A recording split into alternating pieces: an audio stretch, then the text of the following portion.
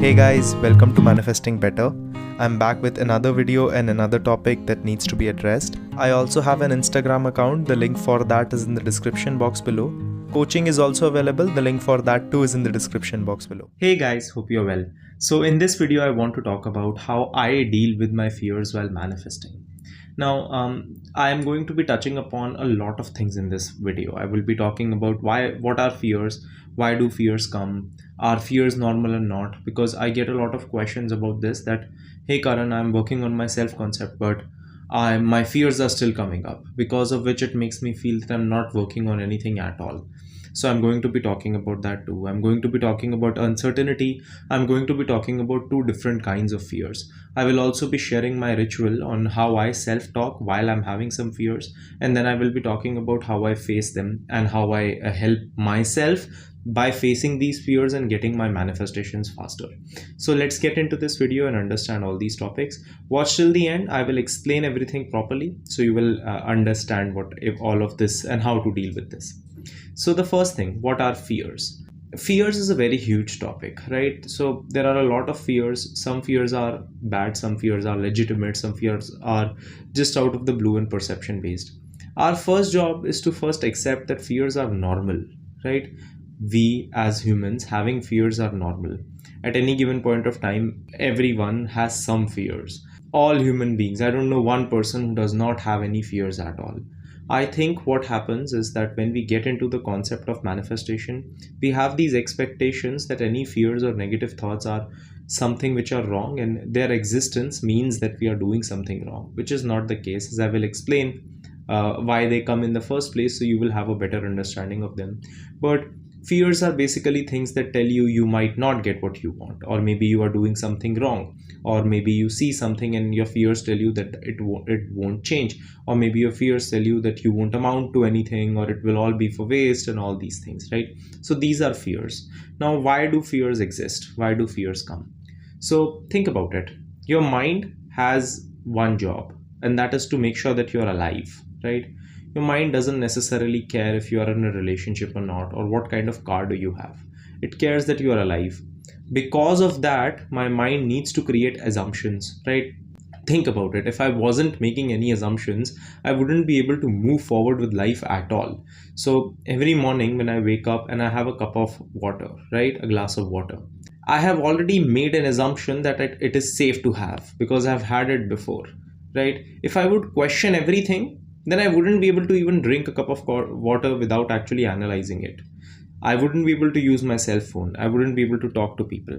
So at every given point of time, we have assumptions about things, right?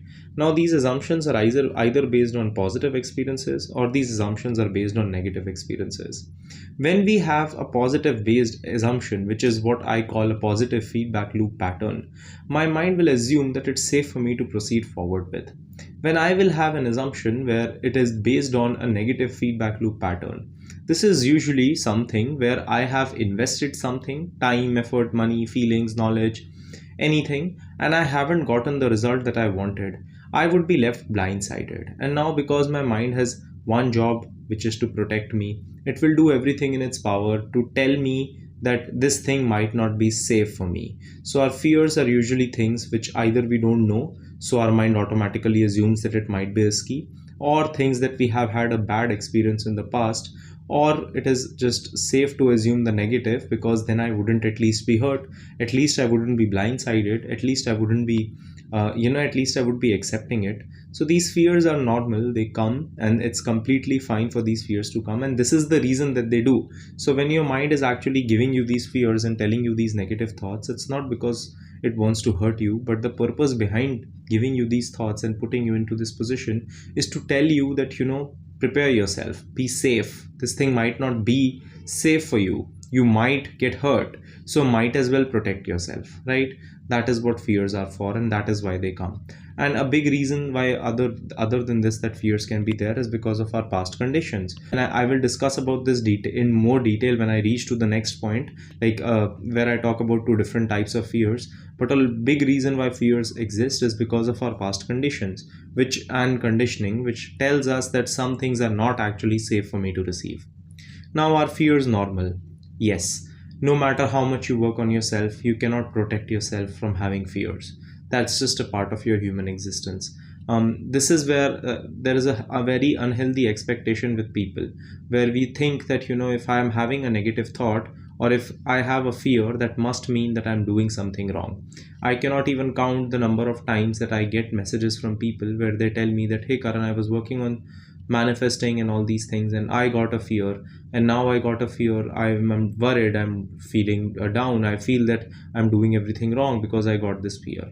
But you getting a fear does not actually mean that you're doing something wrong. It's a natural part of your existence. Just like no matter how much you work on yourself, you will always have to sleep at night, you will always have to have water, you will always need food to survive. Don't you think it would be funny if you one day say, oh, I have been working on myself so much, so why am I still feeling sleepy? Because that's a part of your nature, that's a part of your human existence, and that is something you cannot take away.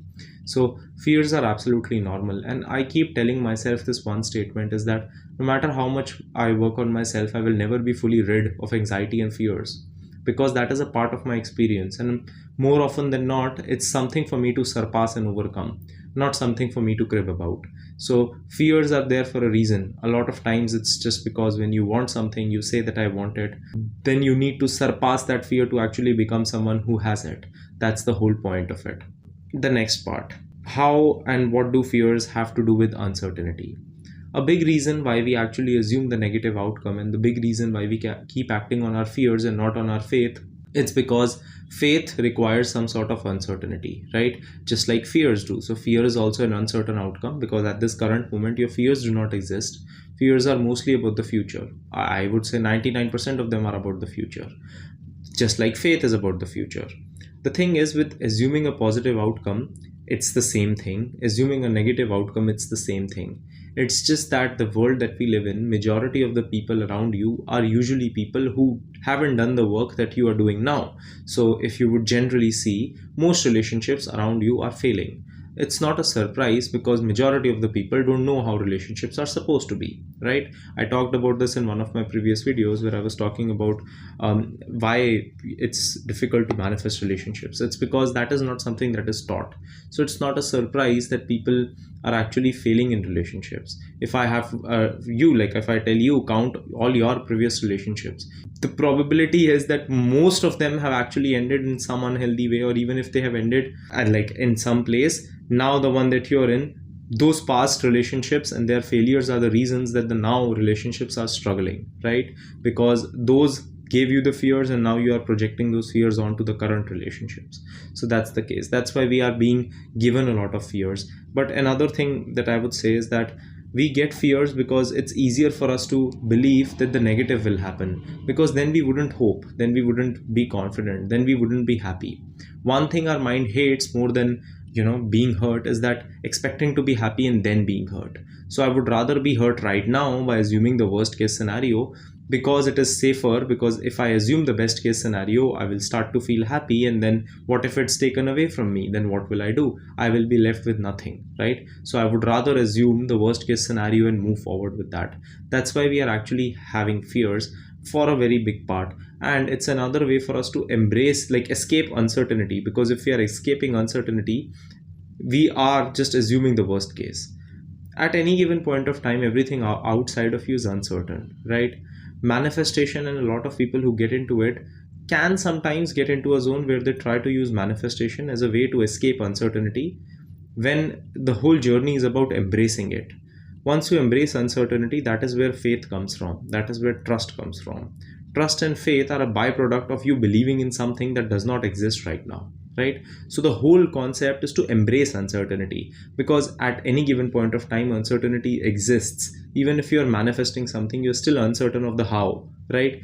And you don't know how will it happen, when will it happen. So you're assuming, but you still don't know the middle path.